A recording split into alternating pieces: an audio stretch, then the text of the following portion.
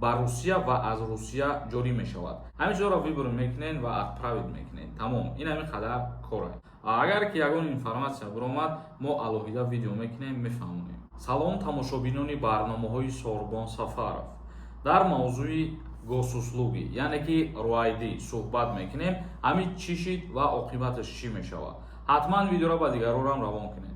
касе ки мехоҳад донистан ки аз Федератсияи Русия запрет дора ё ки надора, номери WhatsApp мебурад бинависонен, проверкаи депортатсияҳо мекунад. муҳоҷирони тоҷик бояд пеш аз сафар ба Русия чӣ гуна омодагӣ гиранд? оё анами чиз ҳатмӣ шид ё ки нашид? госуслугӣ кардан чӣ тағйир ёфт?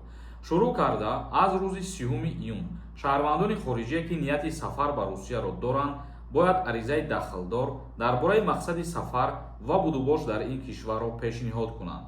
ба истилоҳи дигар, пешакӣ дар бораи сафар хабар додан лозим мебошад. қоидаҳои нав дар доираи марҳилаи дуюми озмоиш оид ба санҷиши қоидаҳо ва ширкатҳои вуруд ва хуруҷи шаҳрвандони хориҷӣ ба Русия ва аз Русия ҷорӣ мешавад. санҷиши қоидаҳо то 30 июни соли 2026 давом мекунад ва ин то муддати 1 сол давом мекунад, то соли 2026. баъди соли 2026 аз байн мерава ё ки продлит мешавад. ҳозираш дар бораш аниқ ҳечи гуфта намешавад. ва ин чиз фаромӯш накунем ки як дувақта як бигем сару садоҳо биромад ки аз байн рафт ё ҳатмӣ нест. Не, мутаассифона ин гап хатоай, ин чиз ҳатмиай. ҳар касе ки бо нияти кору фаъолият мерава, анами руайдӣ госуслугӣ ба ҳамун тааллуқ дорад. касое ки мигратсиони картаи гости мегиранд ё коркунони дипломатӣ мебошанд ё ки ноболиғ мебошанд, ба ин касо умуман тааллуқ надорад. ва бисёри нафарҳо ана ҳамин чиза пир кардан наметавонанд. чӣ хел мебошад? шумо сайти госуслуги медироед, дар оҷа мақсад нависондагии падат заявление дар ҳамуҷа шумо пахш мекунед ва медироед, вибр мекунед аз шаҳре ки шумо ба Россия сафар мекунед. мисол аз Тоҷикистон ба Россия сафар кардесен, ҳаминро вибр мекунед, странаша Тоҷикистон мемонед ва дар оҷа баъдан равон мекунед. мисол ҳуҷҷатҳои зарурӣ, президентияи, шиносномаи хориҷӣ, паспортона, ҳамин чизора равон мекунед. ва боз дар оҷа вибр мекунед ҳадафи сафари шумо, мақсад аз сафари шумо ба Русия чӣ мебошад. ва боз вибр мекунед кадом минтақаи Федератсияи Русияда шумо мехоҳед кору фаъолият кунед, мақсади сафар кардантон. ҳаминҷоро вибр мекунед ва отправит мекунед. Тамом, ин ҳамин қадар кора. зинда ва сарбаланд бошем бародари азиз. мо хостем информатсияи нав ба маълумоти шумо бирасонем. комментарияҳои шуморо камтар мехонем ва ба саволотон ҷавоб мегардонем. ягон нафари шумо хоҳед границаи Қазоқистон перескат кунед, номерошон мебояд занг занед, шофёрои бо таҷриба ва назар ба дигар ширкатҳо арзонтар шуморо границаи Қазоқистон мебаранд. муродҷон нависондай: салому алайкум акаи Сорбон, ман Туркия рафтаниам, метавонам равон ё ки виза? ҳамин маълумот дорем, илтимос маълумотем. ай аввал раҳмати калон. ҳозираш ба виза чӣ хеле ки медонед раводид ворид кардагиянд ва бо як пешниҳод, мақсад мумкин дар моҳҳои оянда бошад ё ки соли оянда бошад, ҳамин ба мисли пештара шавад бояд, яъне ки аз байн бояд бурда шавад. як нафари дигар нависонда: салом акаи Сорбон, дар ҳамин реестр мегӯянд номат биромад сразу депорт мешавад. чӣ хеле ҳамира камтарак мефаҳмондем.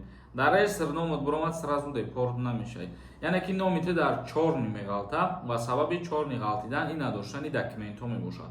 ва дар реестр ғалтидагиёра Федератсияи Русия то рӯзи 30 сентябра вақт додагия ки мақсад шумо документотона 100% кунед, коротона ҳал кунед. ҳамин касе ки бедокумент гаштагия ҳамино баъди 30 сентябр агар шумо ҳамин корора накарден, проблемаҳоро яктарафа накарден, баъдан метавонад ки шуморо депортатсия кардана сар бикунад. як нафари дигар нависондаи: сарҳад маҳкам мешавад сентябрда, рост бошад ака? дар ин мавзӯъ чандин саволҳо ҳастанд ва мо дирӯз гуфтем ки ҳоло ҳечи аниқ нест. агар ки официални мебуд ин чиз мақсад асос медошт аз ҷониби ҳукумати Россия барои шаҳрвандо ё барои шаҳрвандои хориҷӣ, мақсад нашрие мекарданд ки то худдорӣ кунанд аз сафар кардан ба границаи Қазоқистон. агар ки ягон информатсия биромад, мо алоҳида видео мекунем, мефаҳмонем. видеои моро ҳаррӯза тамошо кунед ва мохабар мешавед. кенҷаев нависондай: ака салом, номи ман дар чорни списка биромадагиае. моро дар моҳи феврал биро гуфтанд. ман биромадам, бо рафта метавонам. ӯ чорни спискае ки моҳи феврал буд вай дигаре, яъне ки то 5 феврала вақт доштем ки мисол бубурен иран барои одамои бедокумент буд. Касе ки пеш ай 5 феврал биромадагия бале метавонад ки обратно бидрояд. Агар баъди 5 феврал боша не мутаассифона. Баха нависонда. Салом акаи Сорубон. Дар ҳамин хидмат духтари холата гирифтан мумкин нест меган. Ҳамира як кам тарак равшанӣ меандохтӣ. Агар тибқи кодекси оилавии ҷумҳурии Тоҷикистон бигирем, бале, яъне ки омадагӣ аз дар кодекси оилавӣ никоҳ байни хешовандони наздик манъ мебошад. Аз ҷумла мисол духтари тағо, духтари хола, дигари дигар касо. Лекин мо шумо медонем ки ин чиз дар амал уқа ба назар гирифта намешавад. Тибқи қонун иҷозат нест. Ҳасан нависонда. Салом акаи Сорубон. Ма граница рафтам омадем регистратсия карда нашид. Бобрем мешавад. Сабаби нашиданаш аввал шумо бифаҳмед, баъд мисол рафтан ё нарафтантона аниқ кардан хубтар аст. Абдураҳмон нависонда. Салом ака. Ҳамин картаҳо налог гуфта буданд. Чӣ шид?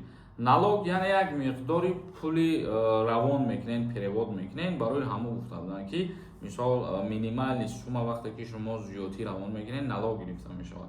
Ё ки бо аз миқдоре ки муқаррар кардагиам бо зиёдтар мехоҳед равон кунед, аллакай дигар равон карда наметавонед. Алимхонов нависонда. Ассалому алайкум ака.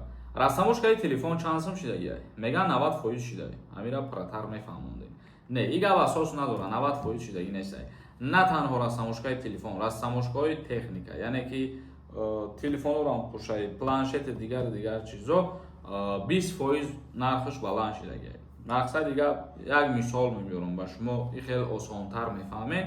Расамошкаи телефон iPhone 16 Pro Max нархаш муқаррар шидаги буд 2350 сум ва баъди 20% қимат шиданаш ҳозир 4300 сомон шидаги.